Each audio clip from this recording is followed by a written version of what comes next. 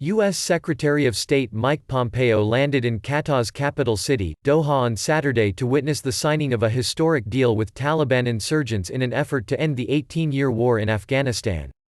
Pompeo arrived on a flight from Washington and was due to hold a meeting with the Qatari emir before attending the signing ceremony. The deal paves the way for the United States to gradually withdraw its troops from Afghanistan. But there are doubts over whether it will lead to a lasting peace, as it merely paves the way for talks between the Afghan sides that many expect could be much more complicated.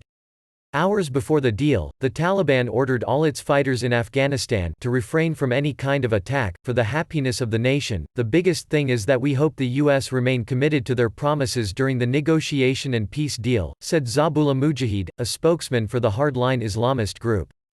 Mujahid said it was irritating and provocative that foreign military aircraft continued to fly over Taliban territory, but militia fighters were following the order to stand down. Millions of Afghans are hoping that the deal could pave the way for an end to America's longest war, fought in their country.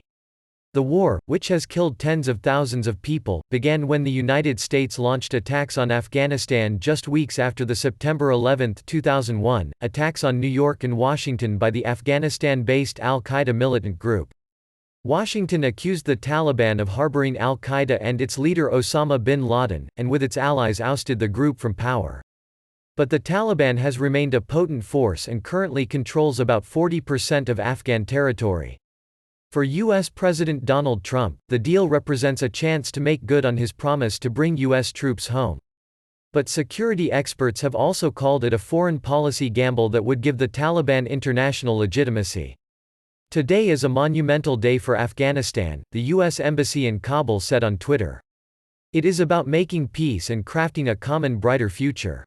We stand with Afghanistan. A 31-member Taliban delegation was in Qatar to oversee the signing by their political chief Mullah Abdul Ghani Baradar.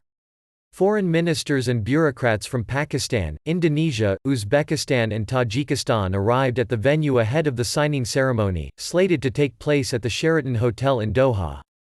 Trump said in a statement on Friday the deal will pave way for U.S. troop numbers to drop to 8,600 from about 13,000 in the weeks following the deal. Further reductions of Western forces will hinge on the Taliban adhering to a reduction in violence pledge, a condition that will be assessed by the United States. For millions of Afghans, the deal represents some hope for an end to years of bloodshed. Peace is extremely simple and my country deserves it. Today is the day when maybe we will see a positive change, said Javed Hassan, 38, a school teacher living on the outskirts of Afghan capital, Kabul. Hassan's children were killed in a bomb blast carried out by the Taliban in 2018. Since then, he has been writing letters to world leaders urging them to end the Afghan war. But prospects for peace remain uncertain given the next step is reaching agreement with the Afghan government. U.S. Defense Secretary Mark Esper arrived in Kabul on Saturday, in a move officials and experts said was aimed at reassuring the Afghan government about the United States' commitment to the country. Under the deal, the Taliban wants 5,000 fighters to be released from Afghan-run jails, but it is not clear whether the Afghan government will agree. There are also questions about whether Taliban fighters loyal to hardline Islamist splinter groups will be willing to adhere to the reduction in violence agreement. Some senior commanders of the Taliban who arrived in Doha for the signing said they will ensure that the U.S. and Afghan governments accept all the conditions laid down by the group, according to Afghan defense officials. Sources in the Taliban earlier this month said they were prepared to launch a spring offensive and had recruited more than 6,000 fighters and suicide bombers if the agreement collapses.